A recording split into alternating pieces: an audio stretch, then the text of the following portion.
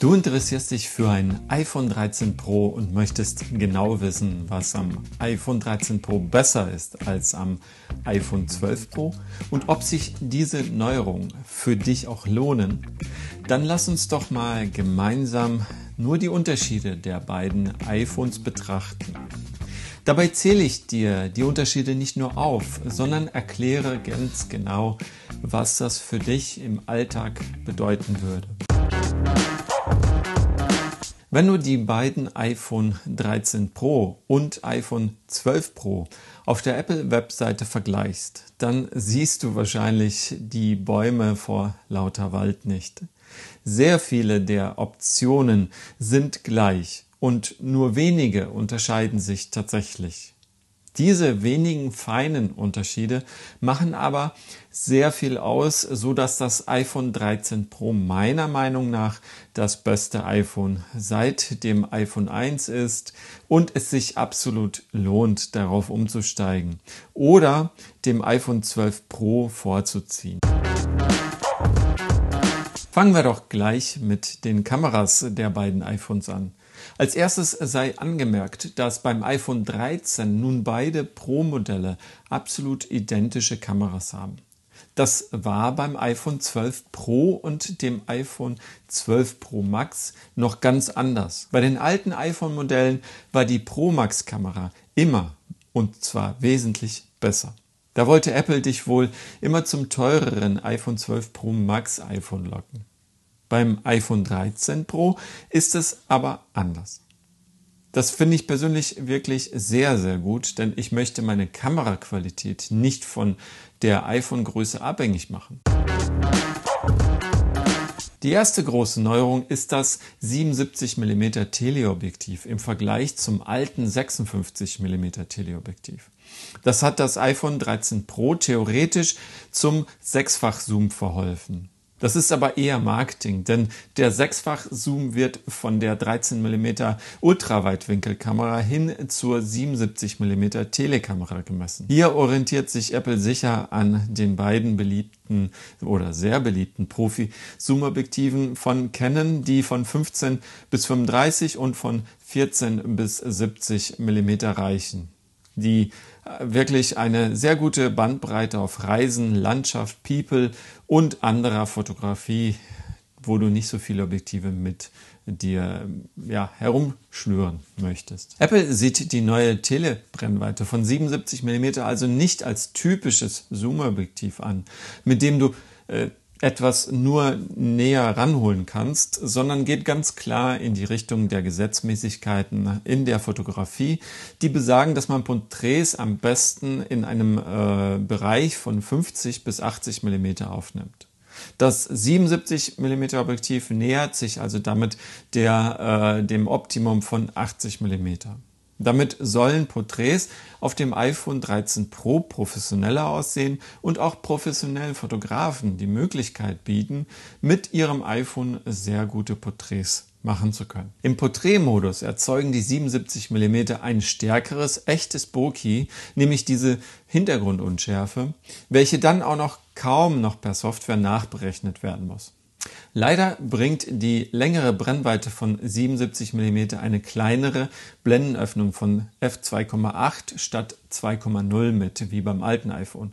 Damit hat das Teleobjektiv jetzt eine ganze Blendenöffnung weniger Licht zur Verfügung, sodass gerade in dunklen Szenen hier entweder die ISO oder die Belichtungszeit erhöht werden muss. Insbesondere bei Videos, wo das iPhone eben nicht stillsteht, sondern bewegt wird. Jetzt kommt aber die neue optische Objektivstabilisierung mit der Sensorverschiebung ins Spiel. Eine Option, die es früher nur im iPhone 12 Pro Max gegeben hat.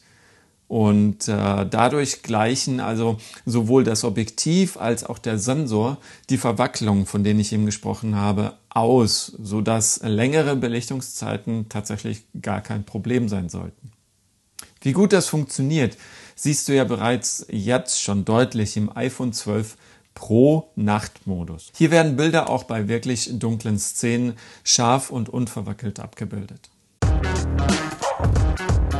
Die zweite sehr wichtige Änderung bei den Kameras ist im Ultraweitwinkel passiert. Hier gibt es nun endlich einen Autofokus und nicht nur einen festen Fokus wie beim iPhone 12 Pro und beim iPhone 12 Pro Max. Man könnte meinen, dass der Autofokus bei der Ultraweitwinkelkamera bei 13 mm ja gar nicht so wichtig ist, weil im Ultraweitwinkelbereich eigentlich ja immer alles scharf gestellt sein sollte, denn das Bild ist ja unglaublich groß.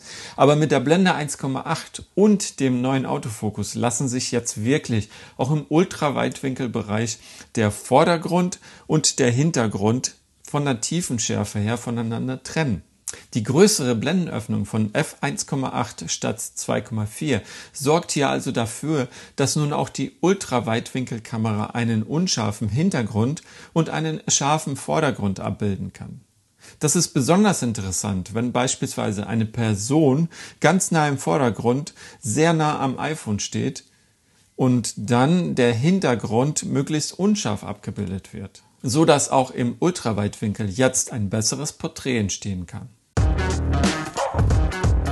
Hauptsächlich kam der Autofokus wohl aber wegen der neuen Makrofunktion der Ultraweitwinkelkamera in den iPhone 13 Pro Modellen. Die Ultraweitwinkelkamera der iPhone 13 Pro Modelle verwandelt sich im Nahbereich also zur Makrolinse. Die Ultraweitwinkelkamera kann damit auf Motive fokussieren, die nur 2 cm entfernt sind. So sehen selbst die kleinsten Details einfach riesig aus. Mach aus einem Blatt abstrakte Kunst.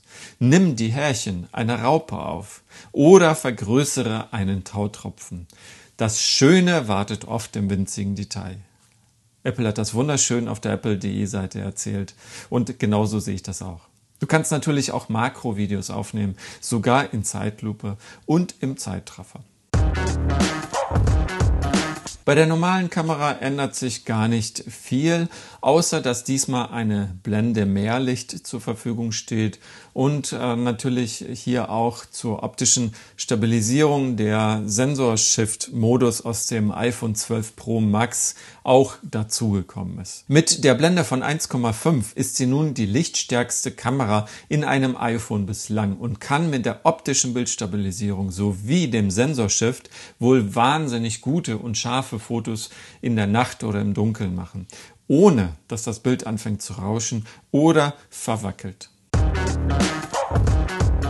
Die Auswirkungen des HDR4-Modus bei den Fotos und Videos werden sich aber noch zeigen. Zum aktuellen Zeitpunkt habe ich tatsächlich noch keine Vergleiche zwischen dem alten HDR3 und dem neuen HDR4-Mode im iPhone 13 Pro gesehen.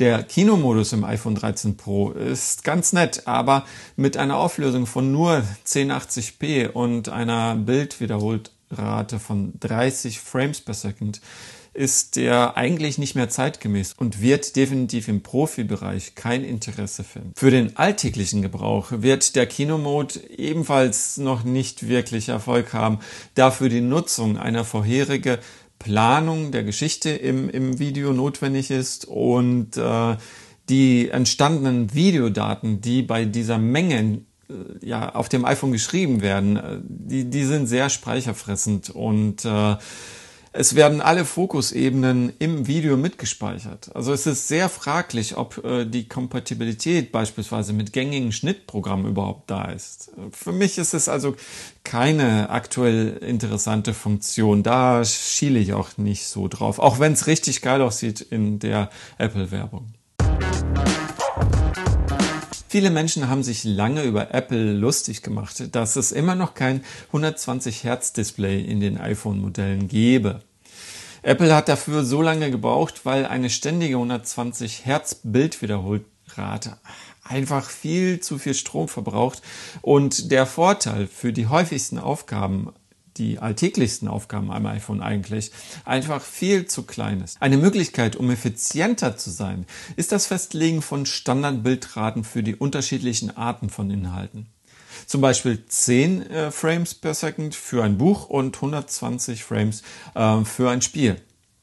Wenn die Bildrate im Spiel bei einem Menübildschirm beispielsweise auf 30 Frames fällt, das Display aber mit 120 Frames arbeitet, verbrauchst du aber trotzdem kostbare Batterielaufzeit, ohne dass die höhere Bildrate dir einen Vorteil bringt.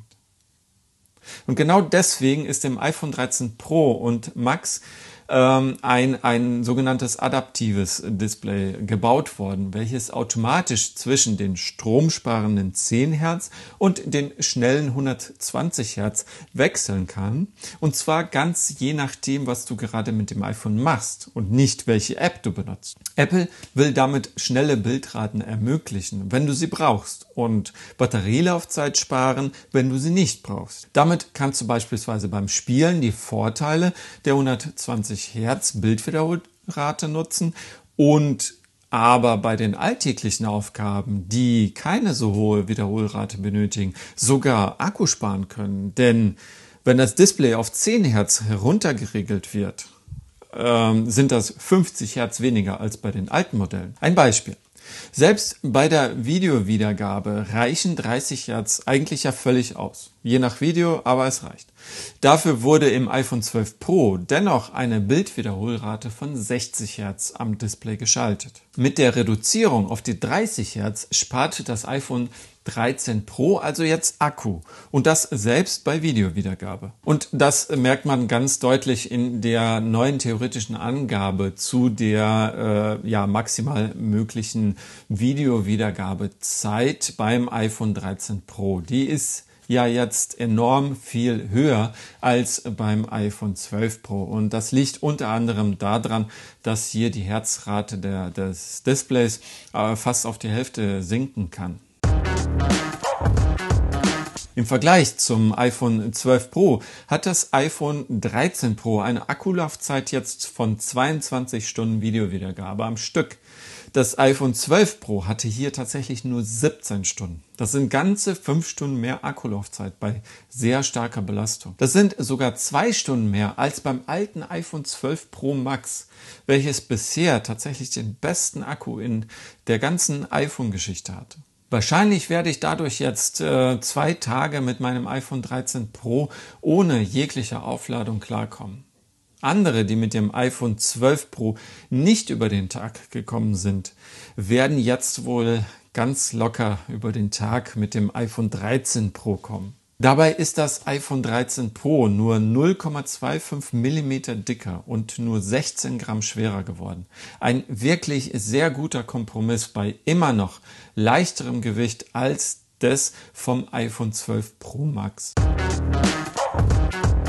Auch wenn es viele Stimmen gibt, dass Apple gar nicht mehr innovativ ist und die Unterschiede vom iPhone 13 Pro zum iPhone 12 Pro einfach viel zu gering sind, so sind die kleinen, feinen Unterschiede es doch, die das iPhone 13 Pro zum besten iPhone aller Zeiten machen werden.